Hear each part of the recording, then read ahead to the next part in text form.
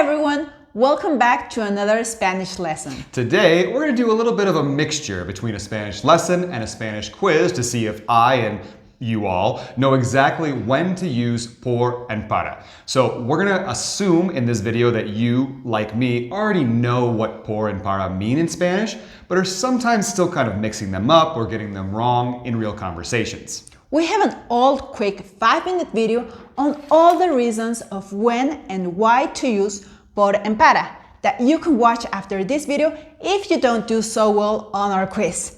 We'll leave that link in the description of this video. Darcy is going to give me a wide variety of sentences in English, some harder, some easier, some a little tricky, and I have to translate them into Spanish, correctly using por or para, and then quickly explain why. I haven't seen these sentences yet, so we'll genuinely see if I can get them right. Now, before we start, here's a quick reminder of the reasons to use por and para, so if you want, you can pause the video here to write them down or take a screenshot. Okay, let's get started. Okay, here's my list. I bought this gift for you. Compré este regalo para ti. So we need para whenever we talk about a recipient or someone receiving something. So para. Good. I work for this company. Trabajo para esta compañía. So we need para whenever we're talking about employment and who we work for. We walk through the park. Caminamos por el parque. So whenever we're talking about movement and we're not talking about a final destination, we need por. Good. Thanks for your help. Gracias por tu ayuda. So this is a reason, which is why we need por, but it's actually easier just to think. Anytime you say gracias, thank you for something, you're always going to use por.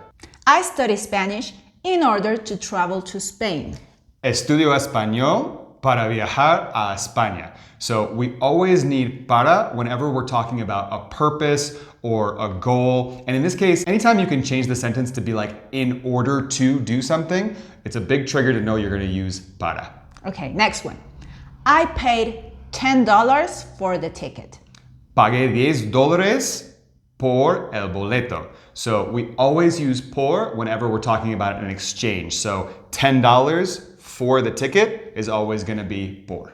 Okay. We leave for Mexico tomorrow. Salimos para México mañana. So here, instead of movement, it's an actual destination. So we need para. Good. The homework is for Monday. La tarea es para el lunes. So we always need para whenever we're talking about a specific point in time, like a deadline.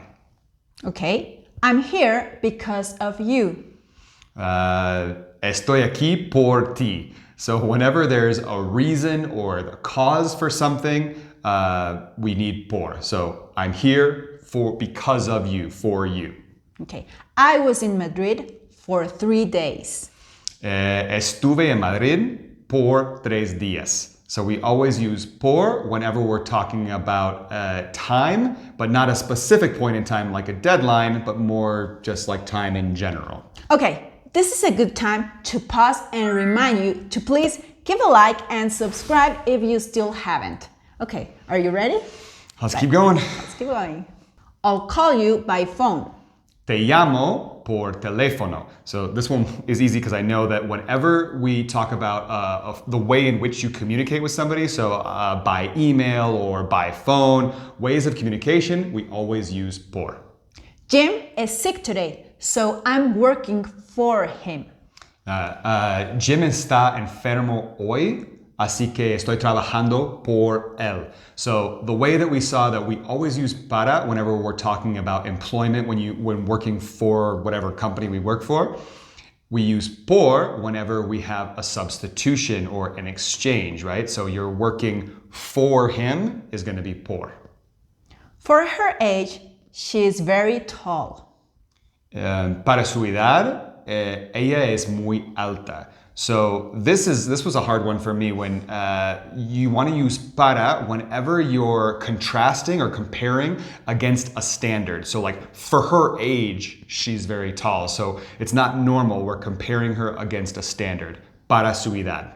Good. I need the report by tomorrow. Necesito el informe para mañana. This is, once again, a deadline or a specific point in time, so we need to use para. I did it out of love. Lo hice por amor. Good. Okay, so this is going to be a reason or a cause again. So the reason we did it, for love, we need por. Okay, next one. The car goes 100 kilometers per hour. El carro va a 100 kilómetros por hora. Good. Right? So whenever we saw not a specific point in time, but just kind of time in general, or in this case, it's like a rate of frequency, we're always going to use por. Okay, next one. The project is difficult for me. El proyecto es difícil para mí.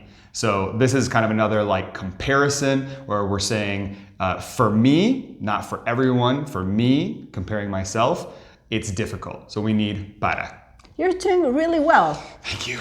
I'm stressed out. Can you tell? I'm sweating. Okay, let's keep going. Let's check this one.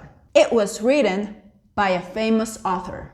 Okay, so this is the passive voice, which is not so common in everyday conversations, but you see it in a lot of books and texts.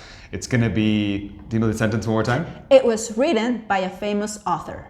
Fue escrito por un famoso autor, or un autor famoso, no? Good. So we always use por whenever we're using the passive voice. Okay. In your opinion, that show is very funny. Para ti, esa serie es muy divertida. So this is kind of a comparison again. In your opinion, it's not for everyone. The show is funny, so we need para. We'll see each other in the afternoon.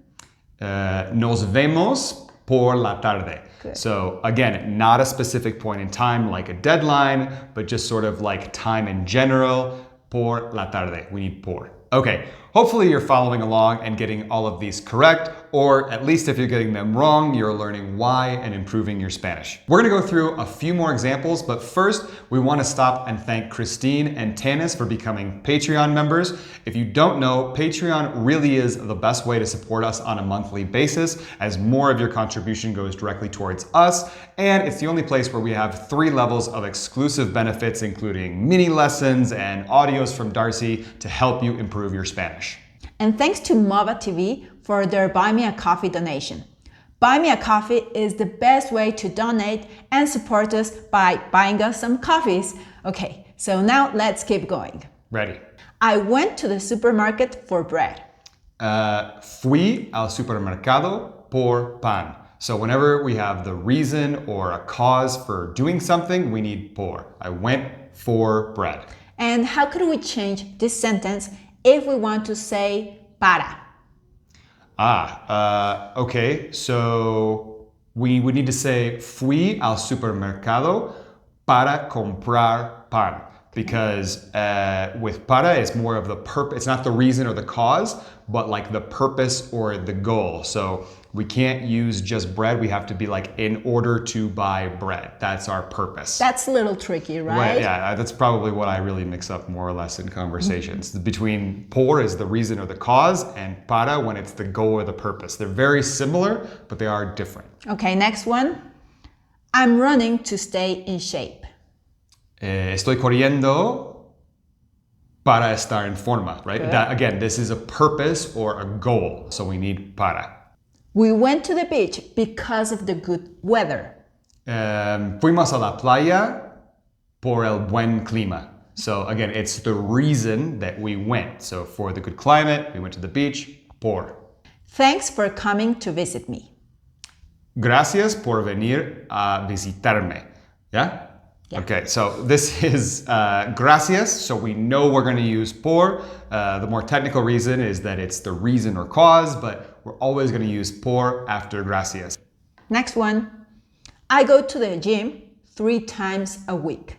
Voy al gimnasio 3 veces por semana. Good. So like we've been saying, a specific point in time or a deadline is para, and when we talk about a rate or time in general, we're going to use por. They gave me an award for my effort. Ellos me dieron un premio por mi esfuerzo. So this is an exchange. For my effort, they gave me an award. So we need por. Okay, and the last one. Ooh, okay. The food was prepared by the chef.